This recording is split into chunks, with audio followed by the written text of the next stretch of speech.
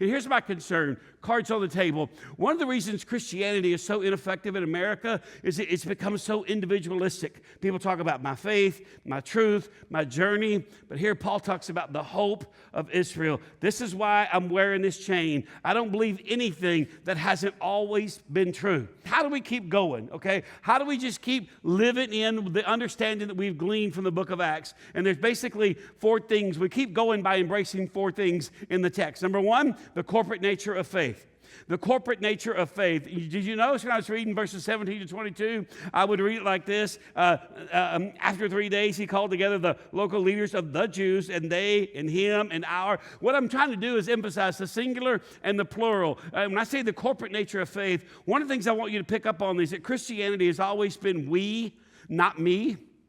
And in verse 20, Paul says, since it is because of the hope of Israel that I am wearing this chain, he's basically saying, I hope in who we've always hoped in, okay? I'm not out here on my own, doing my own kind of thing. I don't have my own take on the faith, and that's why I'm in prison. To see that, you'd have to go listen to a podcast by Rob Bell, but I digress. Paul says, listen, I believe what the hope of Israel is this. This is this corporate belief that we as a nation, we as a people, the Jewish people have always believed, okay? The hope of Israel refers to the Jewish expectation that a Messiah is going to come, a Savior is going to come. Now, the Bible teaches that this has been fulfilled in Jesus Christ, which essentially it means that the Jewish people were looking forward to a Savior, to a Messiah who would deliver them and bring restoration. However, the Bible teaches in Jesus' incarnation, in his coming in the manger, living a sinless life, okay, dying, rising from the dead, ascending back into heaven, that he has fulfilled all the prophecies around about this. And so Paul saying, hey, this Jesus, this promised Messiah is Jesus, and what you've been waiting for has already come. And so he says, listen, this is not my personal take on Christianity or religion. This is the hope of Israel. This is not an individualistic journey. See, he wasn't in chains for his personal take on the faith. And here's my concern, cards on the table. One of the reasons Christianity is so ineffective in America is it's become so individualistic. People talk about my faith, my truth, my journey, but here Paul talks about the hope of Israel. This is why I'm wearing this chain. I don't believe anything that hasn't always been true. And so what do you see? What you see here is corporate faith that produces individual consequences. He says, I believe what's always been believed. Now, it affects me individually. So stay with me. You see corporate faith that produces individual consequences. However, in our day, we've kind of reversed those two, and we have this individual faith that we want to produce corporate consequences. Now, again, listen carefully. It's not just a play on words. What you see in the Bible right here in Acts 28 is Paul has this corporate faith. I believe in the hope of Israel. I believe what our forefathers have always believed. It's already come. You guys can't see it. You don't open your ears. You can't hear it. Okay? So corporate faith produces individual consequences. However, in our day, we've reversed those two. We have individual faith. We want that to produce corporate consequences. Translation, if I'm doubting this, then none of it can be true for anyone. You cannot believe anything that I don't agree with. That is the culture that we live in nowadays. People, like, I've been praying in a restaurant before. And somebody at a table over walked over afterwards and said, excuse me, what were you just doing? And I'm like, oh, I'm the wrong person for you to tap on the shoulder. But I didn't say that. I said, I was just giving thanks to God. Well, not all of us believe that. That ain't my problem. And then it's awkward because now people get triggered. And if you get triggered, just because you use the word triggered, that don't mean squat to me, okay? Your triggering is not my responsibility. And so we live in a world where we got it reversed. Individual faith has corporate consequences. And so if what you believe transgresses or triggers what I believe, then you can no longer believe that. No. To quote the great theologian Pancho Villa, I would rather die on my feet than live on my knees. And so the lady just quietly walked back. I said, you can go back to your table. I didn't tap you on the shoulder when you didn't pray and say, why didn't you pray? So don't tap me on my shoulder when I'm done and say, what are you doing in a public, this is a public space.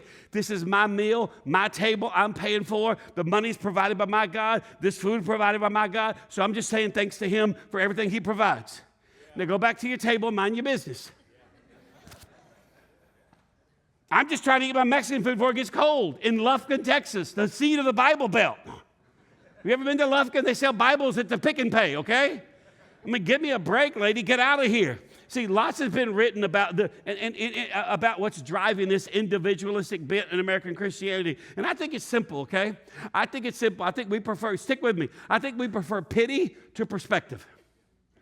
Let me say it again. I think we prefer pity to perspective. As long as it's just me and my experience, that I can appeal to the Christian subculture and get lots of pity. Now, I'm glad the crowd is kind of down today, so I don't get so many emails for what I'm fixing to say, but I'm fixing to say this, okay?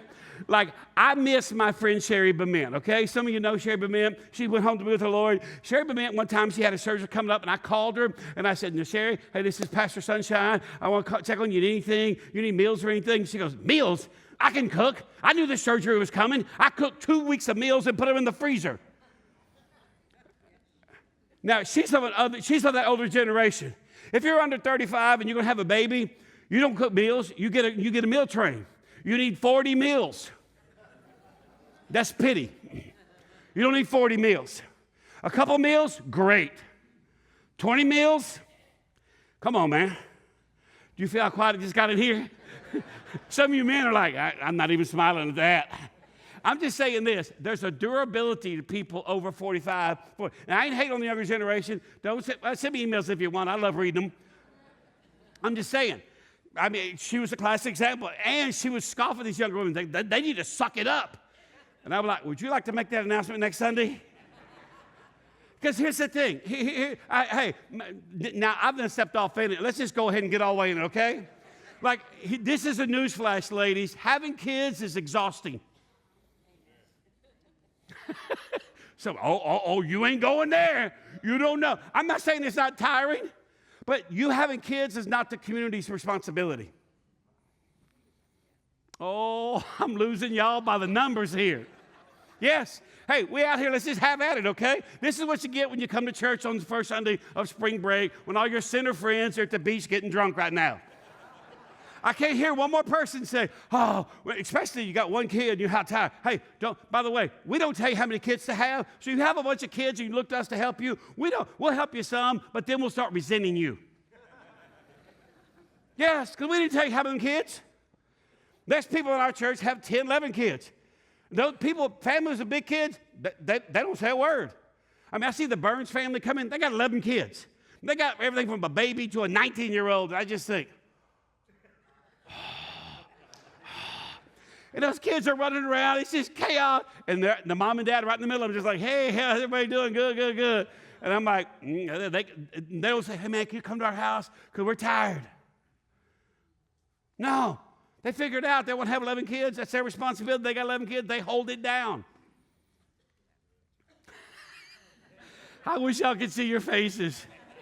Again, I'm going to stick the landing like a good gymnast. Look at me.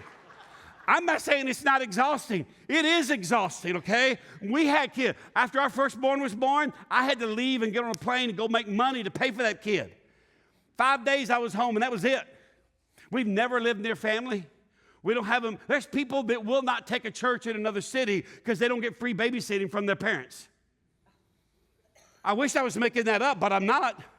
Oh, well, we live here in this area, in the Metroplex, and we've got a support system. Great. You're not called if you can't leave your support system.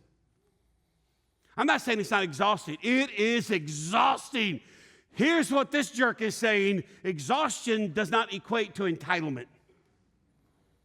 Ladies, I'll be down front to receive your praise as soon as we're done. And men, you too. Hey, it's not just women. Men talk about, man, we got 2 kids and it's hard. Did we tell you to have them 2 kids?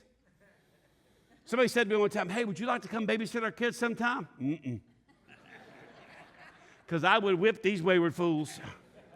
They run roughshod over you, and they would not run roughshod over me. You would show up, I'd be shirtless out back smoking, and your kids would be mowing the yard. Be sure to edge that sidewalk now, kids. Don't you miss that. I want it tight and right. No, I want to look like a wild dog chewed it. I want that thing. And then they said, well, we have our own parenting philosophy. I can tell. I can tell. Again, I ain't mad at anybody. I ain't making fun of you. I got nobody in mind. I'm just saying there's a generational difference in the way you think about exhaustion and whose responsibility is that you're exhausted. You're welcome. Yes, you may be thinking, what's this got to do with the corporate nature of faith? Here's what it's got to do with it. If you're not careful, you can get a lot of pity in the religious subculture, but you never get perspective that only comes from the Bible.